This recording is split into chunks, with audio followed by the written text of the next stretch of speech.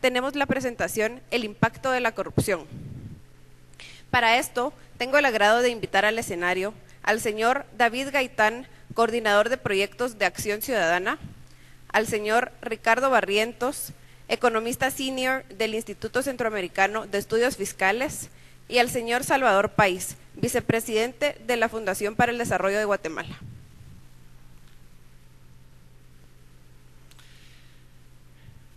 Muy buenos días a todas y todos, un placer estar el día de hoy acá con ustedes. Reciban un cordial saludo de parte del equipo de Acción Ciudadana, capítulo de Transparencia Internacional en Guatemala. Por ser esta la exposición introductoria, quisiera hacer referencia a algunos aspectos generales respecto a la corrupción para que en lo largo del día vayamos adentrándonos en esos efectos que provoca, que causa la corrupción en las sociedades. Y para situarnos dentro del contexto internacional, quisiera mostrarles a ustedes cuál es, en base al índice de percepción de la corrupción a nivel internacional y en qué posición se encuentra Guatemala.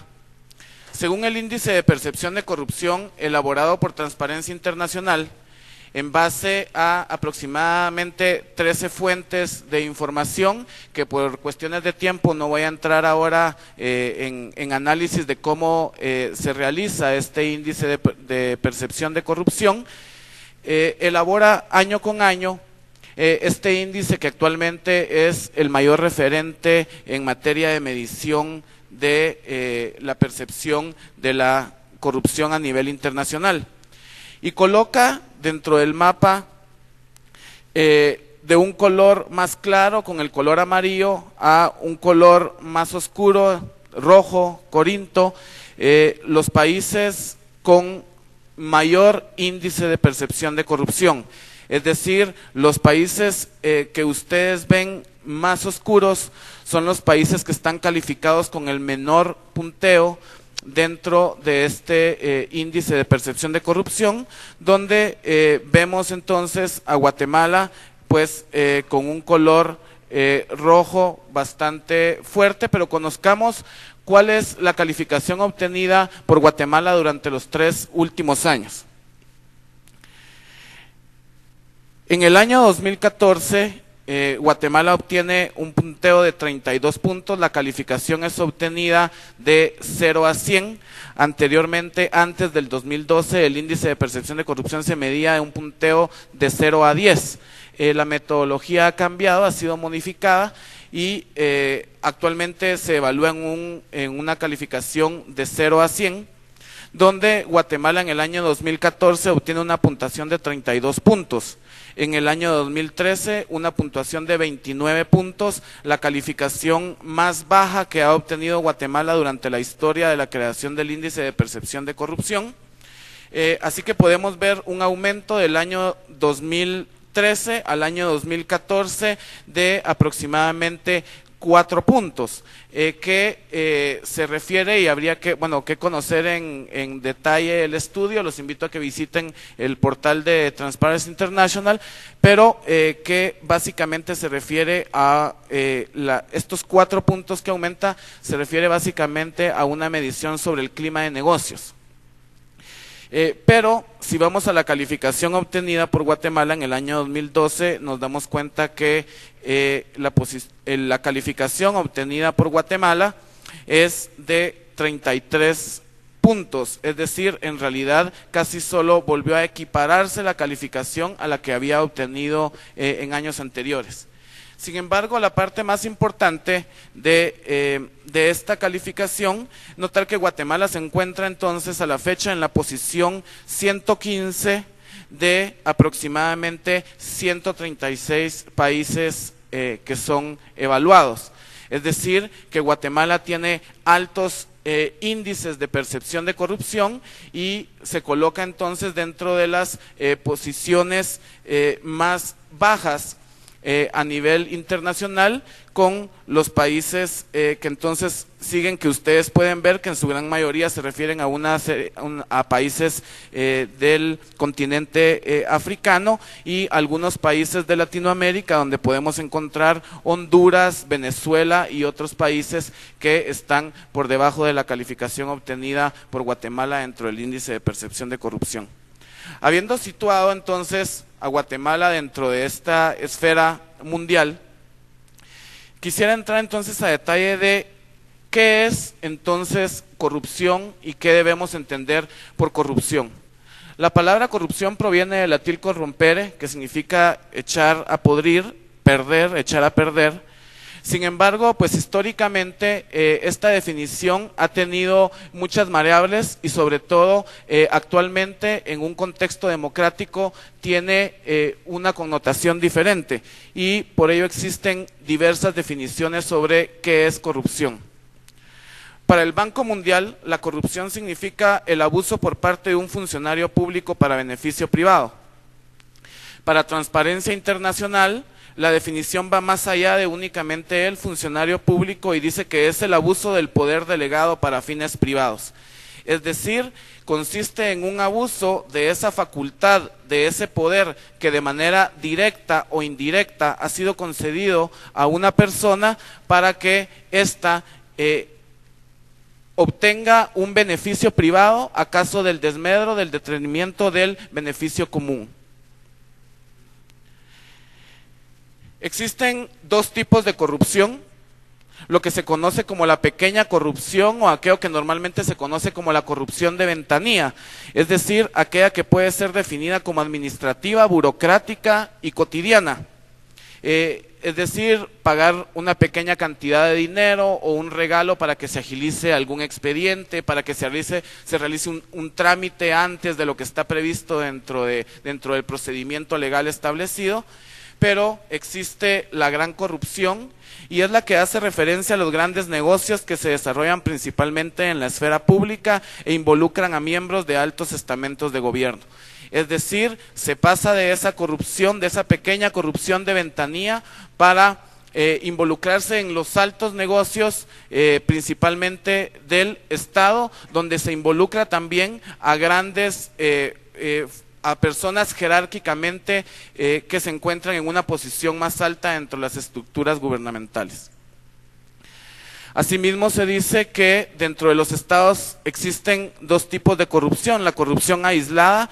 Esto es cuando son pocos los individuos que cometen actos de corrupción en una sociedad, inclusive para las sociedades resulta extraño la comisión de un acto de corrupción y relativamente fácil de identificar por las autoridades. Sin embargo, existe un tipo de corrupción sistémica y esto es cuando la corrupción es común y reconocida como algo normal. Algo así como lo que mencionaba el señor nuncio apostólico, donde se convierte en algo que es parte de la sociedad. Los dichos que conocemos naturalmente en Guatemala como es que roba pero hace, está bien que robe pero al menos que haga algo, o el que llega al poder y no roba es un tonto. Es decir, este tipo de permisividad que da la sociedad respecto a la tolerancia de la corrupción y que generalmente podemos ver en esta corrupción sistémica que no hay una institución que escape de las garras de la corrupción. Las mismas entidades encargadas de investigar, juzgar y sancionar los actos de corrupción se ven afectadas directamente por esta corrupción sistémica. Robert Klitgar, un estudioso de la corrupción y escritor de varios libros referente a la corrupción y los efectos de la corrupción, establece una fórmula que dice que corrupción es igual a monopolio más discrecionalidad y menos transparencia. Esto significa que la corrupción florece cuando el poder se ostenta en una o en pocas personas y que tienen la discrecionalidad total de tomar las decisiones sin que exista un verdadero sistema de pesos y contrapesos, y que a esto se le suma, o en todo caso se le resta, la transparencia que deben de tener las instituciones públicas, lo que impide entonces la fiscalización social y la transparencia. Cuando el comportamiento ilícito florece, dice él, cuando los agentes tienen monopolio de poder, mucha discreción en la toma de decisiones y poca transparencia, la corrupción aflora. En cuanto a los efectos de la corrupción, Transparencia Internacional ha dicho que es muy difícil medir los efectos y los costos de la corrupción, sobre todo porque es casi imposible medir el drama humano que representa para una persona someterse o estar inmersa dentro de un acto de corrupción. Sin embargo, para Acción Ciudadana, hemos dicho que podemos ver los efectos de la corrupción en 4 ejes. Los efectos políticos, a través de la desnaturalización del Estado democrático y la privatización de la ley, es decir, el Estado se organiza para la protección y la búsqueda del bien común, y los efectos que provoca la corrupción es la desnaturalización de la búsqueda de ese bien común para la búsqueda de intereses privados e individuales, lo que afecta entonces la aplicación de la ley. Los efectos relacionados con la seguridad jurídica a través del debilitamiento del sistema interrelacionado de controles, es decir, de pesos y contrapesos. No existe la seguridad jurídica entre los distintos órganos de control, sobre todo que resultan poco independientes y autónomos. Los efectos sociales a través de los incentivos negativos que motivan a la sociedad, los daños generados en torno a la confianza recíproca de los ciudadanos como sistema de protección de delito, la generación de riesgos y su afectación a la igualdad social. Los efectos sociales de la corrupción son muchísimos, y los efectos sociales que provoca sobre todo es una desconfianza principalmente del sistema de gobierno. Hoy podemos verlo, hoy podemos en Guatemala evidenciar ese efecto social, el desgaste social que ha provocado la corrupción en nuestra sociedad, la poca credibilidad que tiene ya la ciudadanía respecto a las instituciones, respecto a los funcionarios públicos, quienes prefieren pedir su renuncia o quedarse sin funcionarios públicos antes que mantener este estado sistémico de corrupción al cual hemos hecho referencia. Y por último, y no menos importante, los daños producidos en torno al sistema económico. Actualmente en Guatemala podemos evidenciar estos efectos de manera palpable.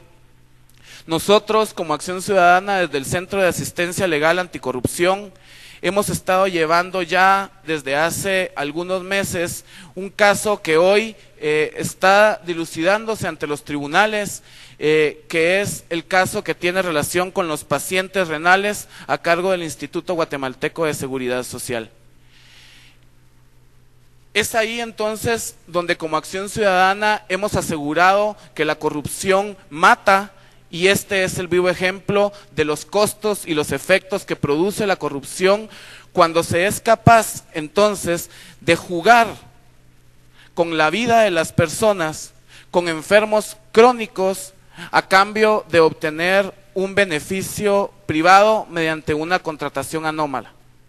Vemos entonces dentro de este caso una corrupción que podemos ver a todas luces sistémica, que involucra desde altos funcionarios públicos hasta pequeños funcionarios públicos que seguramente hoy estarán pagando las consecuencias de estar dentro de esa corrupción sistémica, y que por temor a perder su trabajo no pudieron rechazar la designación que se les dio dentro de un cargo de una junta de licitación, y hoy están siendo seguidas en un proceso penal, porque debemos de comprender que esta corrupción sistémica involucra a todos los sectores, a todos los niveles, y que si lo analizamos desde este caso que estoy poniendo como ejemplo, es muy fácil para la población decir que algunas personas que están hoy ligadas a proceso,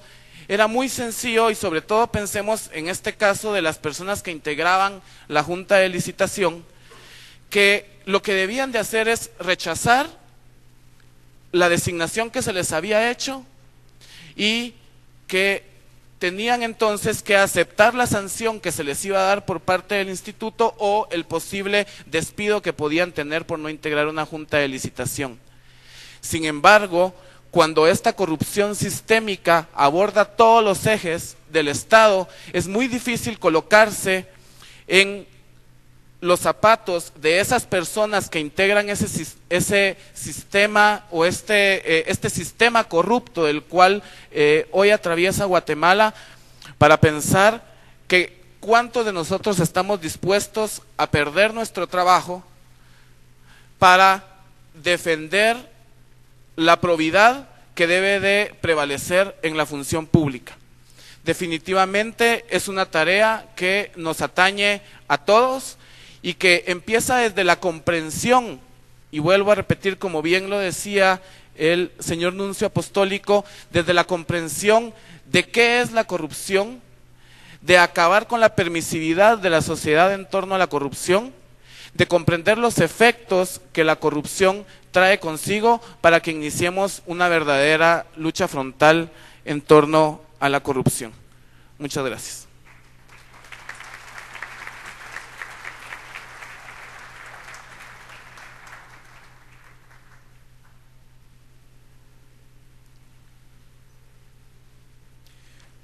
Muy buenos días a todas y todos.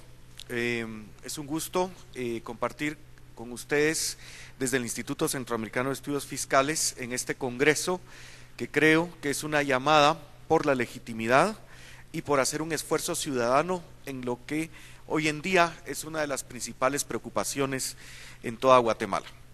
Cuando hablamos del impacto de la corrupción, uno generalmente siente la necesidad de ponerle números, de cuantificar cuál es el impacto y el efecto que esto tiene. Sin embargo, ya lo anticipaba David en su presentación, esto no es fácil. Así es que permítanme entonces rápidamente y de manera muy breve compartir con ustedes lo que en el ICEFI hemos podido adelantar. Primero, déjenme ustedes presentarles los usos públicos que a criterio del instituto están más expuestos a la corrupción, los casos relevantes, los rubros del presupuesto público que pueden ser el blanco del ataque de los corruptos. Lo primero es los gastos de capital, el tristemente célebre listado geográfico de obras. Y cuando uno dice listado geográfico de obras, la tensión surge en el ambiente porque uno prácticamente está hablando ya de corrupción y de tráfico de influencias. En el presupuesto para este año, 2015, el presupuesto de gasto de capital es de 13.900 millones de quetzales, que equivale al 19.7% del presupuesto total. Es decir, más o menos uno de cada 5 quetzales que están en el presupuesto son para inversiones, para gasto de capital, y eso es demasiado bajo, todos lo sabemos, y representa apenas el 2.9% del Producto Interno Bruto. Es un nivel de inversión pública que ni siquiera alcanza el 3% del Producto Interno Bruto. De ese total, el 24% lo ejecuta la administración central, entendiéndose los ministerios y secretarías, y el 22% está a cargo del principal ministerio de Estado que realiza obra pública, el Ministerio de Comunicaciones, Infraestructura y Vivienda. Y el 76% son transferencias de capital para ejecución descentralizada, 46% en municipalidades, 15% para los consejos departamentales de desarrollo, 15% a otros entes del sector público. Es decir, el tema del listado geográfico de obras nos permite ver que la inversión pública en infraestructura, uno de los principales blancos de la corrupción, está altamente descentralizado. Solo 1 de 4 quetzales que van al presupuesto de inversión es ejecutado por el gobierno central, y 3 de cada 4 quetzales que van para inversión se ejecutan en municipalidades, en consejos departamentales de desarrollo y en otras entidades. Y esto nos lleva a quién controla este presupuesto, quién lo aprueba. Es formulado técnicamente por la Secretaría de Programación y Planificación de la Presidencia, quien lo traslada al Congreso de la República, en función de las prioridades del Plan de Inversiones Públicas. Sin embargo, pasa un proceso político de aprobación, y ahí el epicentro del sismo es la tristemente célebre también Comisión de Finanzas Públicas y Moneda del Congreso de la República.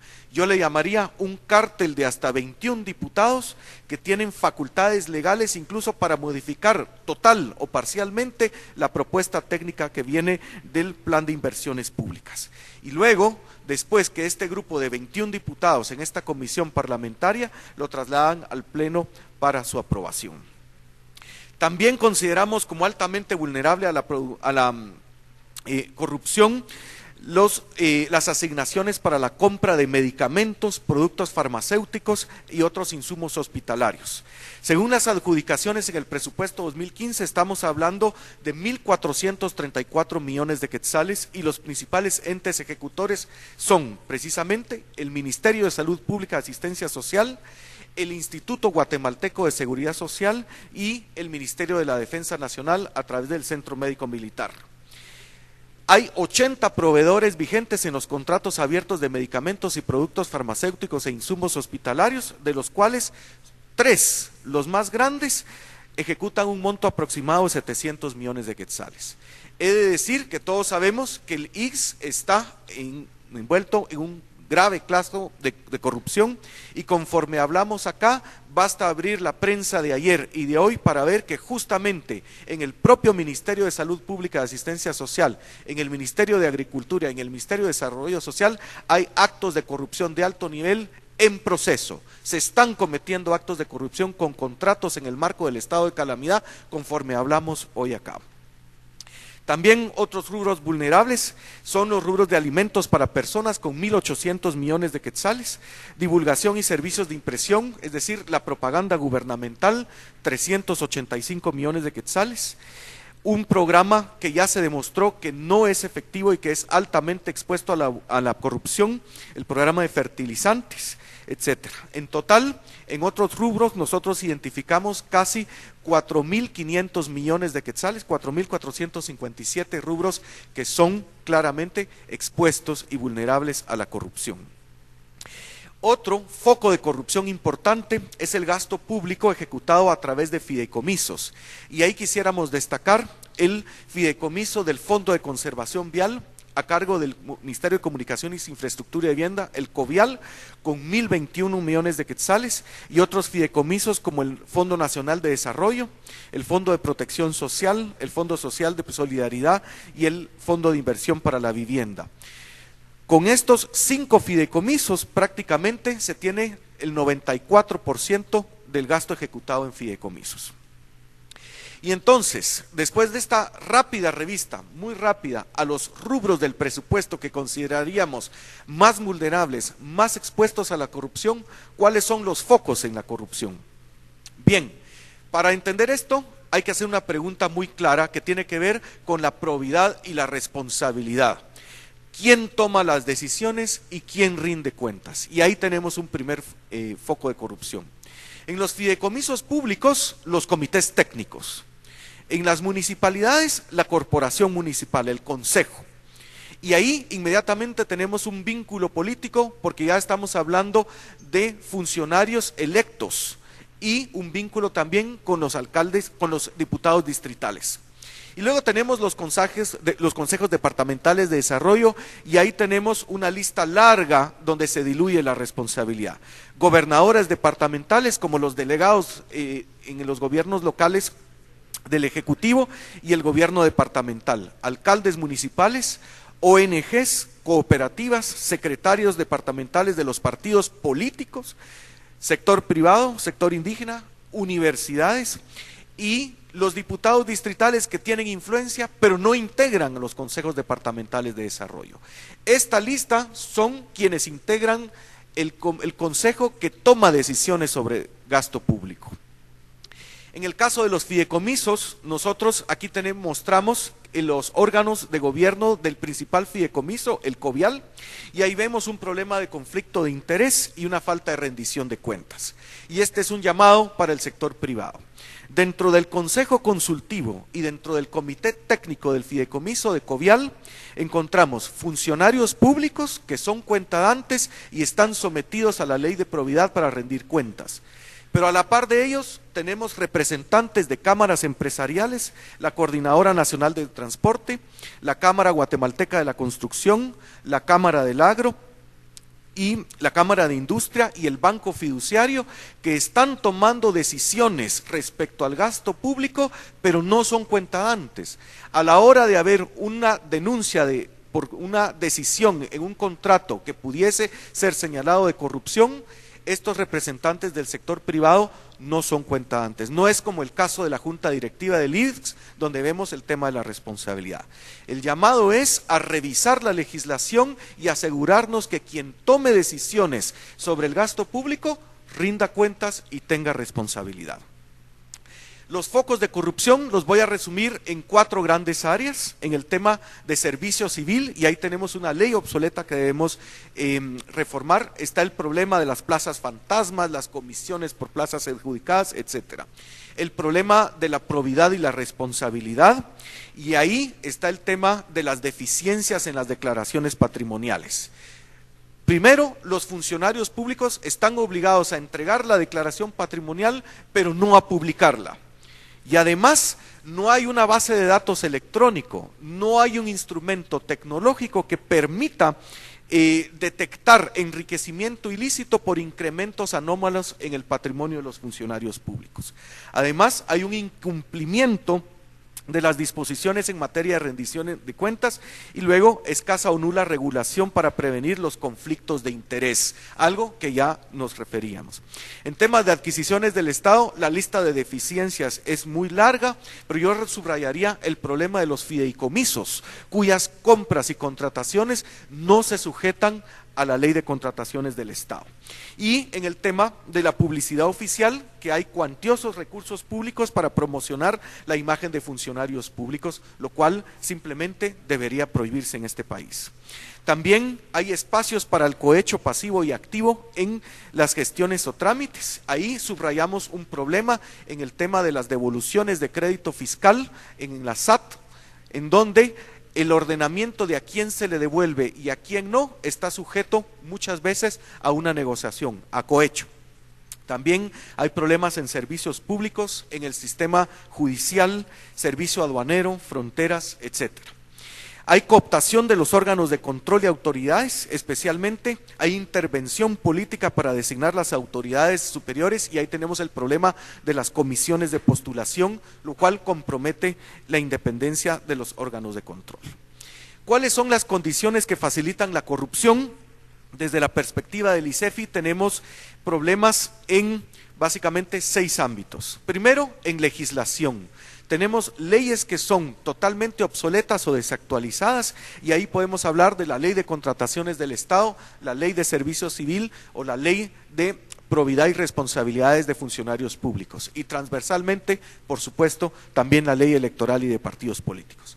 Hay problemas de institucionalidad, en donde hay esquemas caducos de intervención administrativa y un débil funcionamiento especialmente de la auditoría externa del Estado, que es una responsabilidad en la Contraloría General de Cuentas, pero también en las instancias de auditoría interna. Hay faltas serias al acceso a la información pública y violaciones aún impunes a la ley de acceso a la información. Hay un tema de participación ciudadana, donde los espacios son muy reducidos y por eso es que participamos y celebramos en este Congreso. Este Congreso es un llamado a fortalecer la participación ciudadana. Y acá, para mí, en mi opinión, el negocio más pujante que hay en Guatemala, el negocio de la impunidad. Vender la oportunidad de violar una ley y que no pase nada. Y también el conflicto de interés. Sobre cómo estimar el costo económico de la corrupción en nuestro país, bueno, esto es un tema muy difícil. Y lamentablemente aquí las noticias son malas.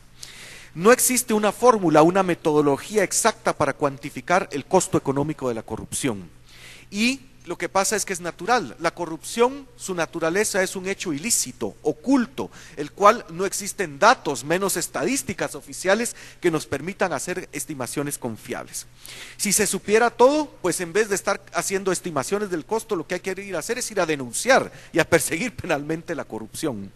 Algunas experiencias en Latinoamérica que investigamos en el ICEFI, las encontramos en Colombia y en México, pero estimamos que dado la limitación de datos que tenemos en Guatemala, no estarían arrojando datos confiables en nuestro país.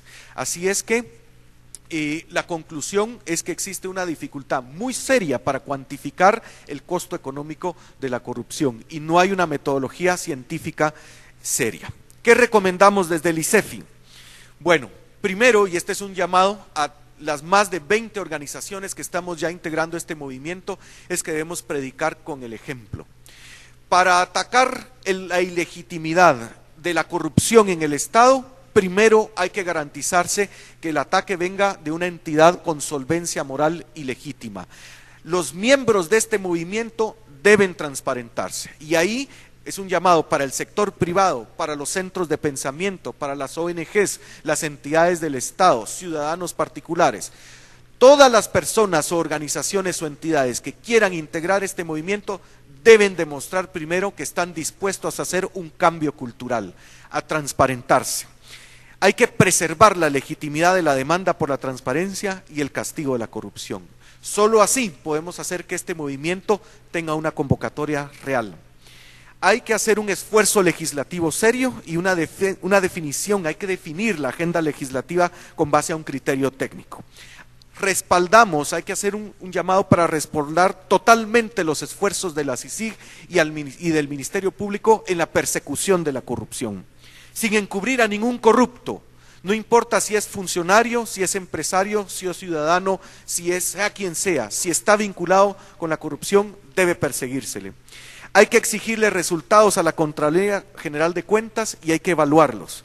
Hay que exigir a los partidos políticos y los candidatos una agenda de transparencia y combate a la corrupción, que sea creíble y verificable con compromisos de indicadores de cumplimiento. En este año electoral esto hay que subrayarlo.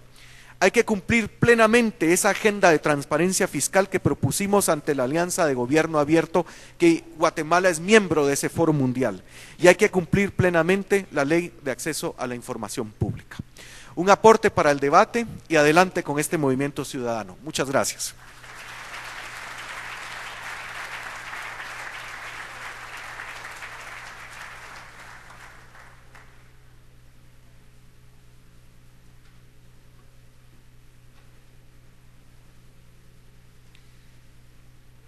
Muy buenos días a todos. Mi nombre es Salvador Pais, soy vicepresidente de la Junta Directiva de Fundesa, la Fundación por el Desarrollo de Guatemala. Celebro este Congreso Ciudadano contra la Corrupción y nos congratulo por estar aquí todos reunidos aprendiendo sobre este fenómeno, porque tenemos que aprender sobre esa enfermedad que tiene nuestro país para poder curarla. Construyendo sobre las ponencias de David y Ricardo, arranco presentando una especie de marco conceptual muy general sobre cómo funciona la corrupción. Obviamente, si arrancamos con el país tiene producción, sea consumo, inversión, exportaciones netas, el gasto público. De esa producción del país se generan impuestos, lo que proveen los recursos al Estado, y finalmente de esos recursos se genera una inversión en los servicios públicos que tanto requiere el país, cualquier país. Sobre el primer tema, vemos que por cada 5 puntos que empeora la percepción de corrupción en Centroamérica, la inversión extranjera directa se reduce en 6.58%, lo que equivale a 640 millones de dólares al año. Eso nos resta competitividad, eso nos resta oportunidades de empleo y finalmente eso resta movilidad social. Obviamente esa reducción y contracción de la economía a la vez resta recursos al Estado y la forma en que esos recursos se están invirtiendo debido a esas comisiones, a esos sobreprecios, no logran el impacto que finalmente quisiéramos que cada quetzal que se invierte generara. Entonces, con ese marco conceptual, como bien expusieron David y Ricardo, es muy difícil estimar los costos de la corrupción, pero permítanme compartir con ustedes 3 lentes distintos bajo lo cual podemos visualizar este problema, tratar de dimensionar este problema, creo en una forma muy complementaria a las presentaciones que me antecedieron. El primero es ver casos específicos. Vemos en Guatemala temas como la estafa del agua mágica del lago de Amatitlán, 137 millones. ¿A qué equivalen esos 137 millones? Pues a nada más y nada menos que el presupuesto entero del Ministerio de Ambiente de nuestro país. Vemos el ejemplo del fraude del ICS con los servicios de diálisis, 115 millones que equivaldrían a 175 ambulancias equipadas. Y vemos el caso de contrabando La Línea, que genera pérdidas al fisco hay distintas estimaciones, pero tomando alguna de las que hemos visto en los medios de comunicación, de 500 millones, equivale a 6 meses de trabajo de nuestro Ministerio Público. Pero veamos un lente alterno, y aquí tal vez les pediría que me acompañen para entender esta metodología de retorno sobre inversión. Tratar de entender que la inversión pública que realiza un Estado al final debe redituar a lo largo del ciclo de vida de una persona en mejoras en esa calidad de vida. Debe redituarnos no solo en indicadores de desarrollo humano, sino también en agilización de la movilidad social y así contribuir con una sociedad que además aporta recursos frescos para seguir ayudando a otros. Así que tomamos 30 años como esa ventana de suficiencia para evaluar la inversión a lo largo del crecimiento desde la edad del nacimiento hasta el inicio de la edad productiva. Y calculamos que el Estado guatemalteco a lo largo de los últimos 30 años invirtió $5,725 por persona. ¿En qué redituaron esos $5,750 por persona? Pues básicamente a lo largo de los últimos 30 años el ingreso per cápita ha tenido una mejora de $540, de $1,800 a $2,340. Básicamente a lo lapso de la última generación, ese es el incremento en nuestro ingreso per cápita. Si tomamos estos dos datos juntos, podemos calcular la rentabilidad de esa inversión pública y nos da un resultado que para el periodo de 1984 al 2013 la rentabilidad en Guatemala es de aproximadamente 10.05%. Esto quizá en el vacío no nos dice mayor cosa, ¿es esto bueno, es esto malo? ¿Cómo interpretamos este dato? Así que hagamos esa comparación. Primero, ¿cómo se compara si lo vemos desde una perspectiva histórica? A lo largo de los últimos 50, 60 años, vemos cómo la inversión, el retorno sobre la inversión pública ha venido decreciendo. Es hasta épocas recientes donde la inversión empieza a subir nuevamente, pero esta gráfica me parece que nos tiene que poner a pensar de por qué es que estamos invirtiendo cada vez más recursos en ese desarrollo humano con cada vez peores resultados. Pero ¿cómo se comparan estos indicadores con el resto del mundo?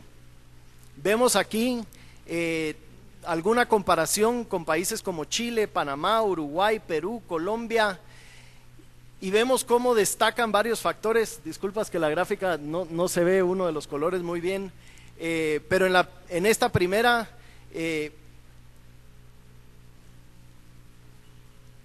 disculpas. Hay quienes afirman que esa rentabilidad solo se alcanza cuando se invierten suficientes recursos. Y vemos que claramente lastimosamente, como les digo, la gráfica no se ve lo que aparece en el fondo, que es la inversión por país, pero no hay una clara correlación entre la inversión y la cantidad de inversión per cápita y la rentabilidad. No con eso quiero decir que lo que estemos invirtiendo en Guatemala sea suficiente. Ciertamente Guatemala tiene la menor inversión per cápita del mundo, así que tenemos que invertir más recursos, pero el mensaje con todo esto los tenemos que invertir no solo más, sino mejor. El segundo mito alrededor de todo esto es que la rentabilidad solo se alcanza en aquellos países desarrollados. Y es prácticamente lo opuesto. La rentabilidad, tenemos una oportunidad de generar rentabilidad precisamente por el hecho de que tenemos tanto camino por recorrer. Y entonces llegamos al punto que nos reúne el día de hoy. El punto que tiene la mayor correlación con esa rentabilidad se llama corrupción. Una correlación de 84.3 puntos porcentuales entre la incidencia de corrupción y el poco rédito de la inversión pública que se realiza. Y creo que esa es parte de la explicación de nuestro país, eso es parte de lo que nos reúne el día de hoy, cómo hacemos para reducir esa corrupción, porque ciertamente los recursos fiscales son escasos y tenemos que asegurar que esos recursos fiscales lleguen a generar mejor educación, que lleguen a generar esos servicios de salud, esos servicios de seguridad ciudadana, justicia, etcétera. Para abordar un tercer lente de cómo cuantificar la corrupción, permítanme tal vez introducir primero un poco de vocabulario. La ponencia que nos hacía esta mañana el nuncio apostólico me recordaba de muchas conversaciones con mi abuelo de chico. Mi abuelo Carlos Pais Ayala nos decía: no hay que robarle a nadie para ganar dinero. Hay que ser un empresario responsable. ¿Y qué quiere decir responsable? Responsable con todos nuestros poderdantes. Los poderdantes siendo nuestros colaboradores, que se les pague un sueldo digno, que tengan prestaciones dignas, que tengan un lugar de trabajo digno. Nuestros proveedores, que les estemos pagando a tiempo y las cuentas cabales. Nuestros clientes, que les estemos respetando las condiciones que les ofrecimos, que estemos cumpliendo con las normativas de regulación de calidad, regulaciones fitosanitarias, etcétera. Un empresario responsable cumple también con el fisco. Un empresario responsable cumple con su comunidad, es un buen vecino. En fin, un empresario responsable cumple con todos esos poderdantes.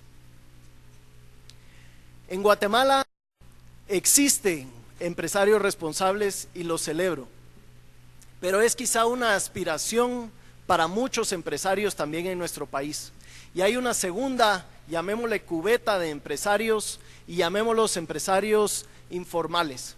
Empresarios que quizá hoy no están cumpliendo con la totalidad de las normas, no están cumpliendo quizá con tener a todos sus colaboradores en planilla, con respetarles todas sus prestaciones laborales, con inscribirlos en el Instituto Guatemalteco de Seguridad Social. Quizá empresarios que todavía hoy no están respetando toda la norma fiscal, no están facturando, etcétera. Hoy los empresarios responsables de este país generan 3.5% del Producto Interno Bruto en impuestos sobre la renta. Eso se compara con 2.9% del resto de países de la OECD. Esas empresas responsables generan 32% de todos los impuestos que se generan en el país, del impuesto sobre la renta del país, que se compara con 8.5% de los países de la OECD. Esas empresas responsables están cumpliendo con Guatemala y están permitiendo esas condiciones de desarrollo, esas condiciones de empleo, esas condiciones y oportunidades de superación social, y cumpliendo con esa colectividad que hablaba el nuncio anteriormente cuando lo vemos desde la óptica fiscal. La situación es dramática. Tan solo 2% de los contribuyentes de este país aportan 95% de la recaudación fiscal.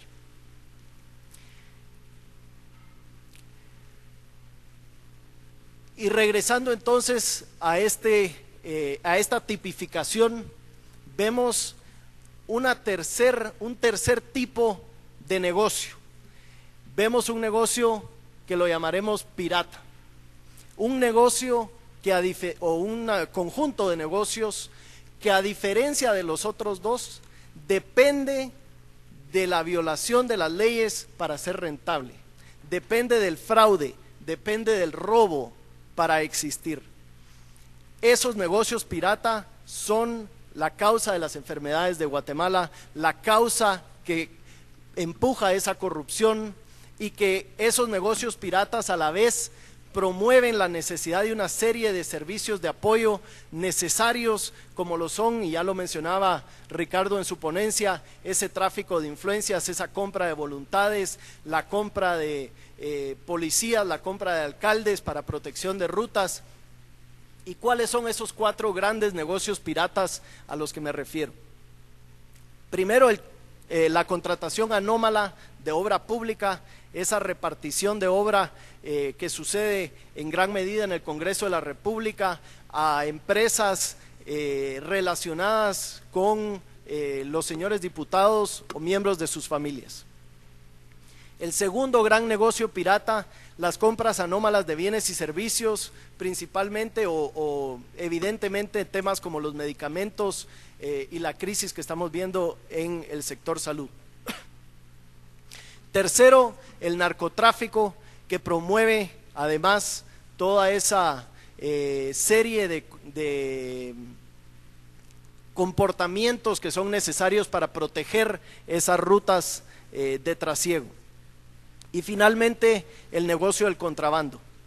Y si vemos bajo el punto de vista sistémico, si tratamos de analizar cada uno de estos negocios, y en aras del tiempo no me detengo en cada uno, y ciertamente creo que hay mucho más trabajo por hacer para profundizar en estas áreas, pero la Fundación se dio la tarea de entender el negocio del contrabando. ¿Cuánto representa el contrabando como negocio pirata y negocio fraudulento en nuestro país? Es un negocio que representa entre el 3 y el 5% de la economía. Es un negocio que le representa pérdidas al fisco entre 4,000 y 6,000 millones de quetzales. Esto es el presupuesto entero de todo el Ministerio de Comunicaciones.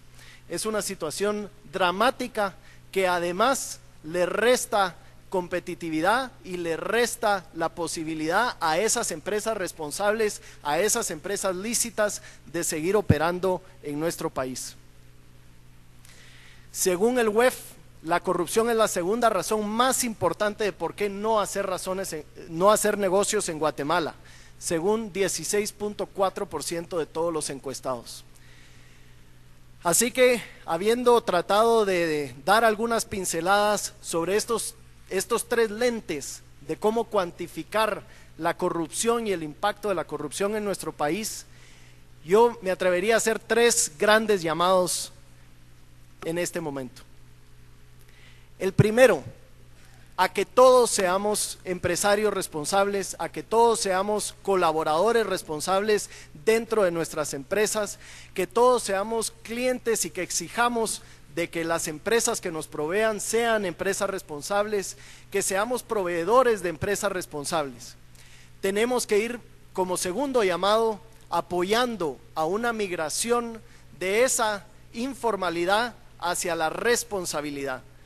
Tenemos que ir buscando poco a poco cómo reducir esas barreras para que las empresas puedan pasar de la informalidad a la formalidad, y tenemos que buscar ese pacto ético de las empresas responsables, y ese sería el gran llamado. Y por último, creo que deberemos decretar como enemigo nacional a esos negocios piratas. Tenemos que hacer algo específicamente para interrumpir cómo esos negocios funcionan en nuestro país. Debemos entender esas cadenas de suministros, debemos entender qué es lo que los hace viables, y después de entenderlos, atacarlos, reducirlos, encarcelar a esas personas que por tantos años han dependido del fraude, por tantos años han robado a nuestro país y que tienen al país como lo tenemos hoy por hoy. Muchas gracias.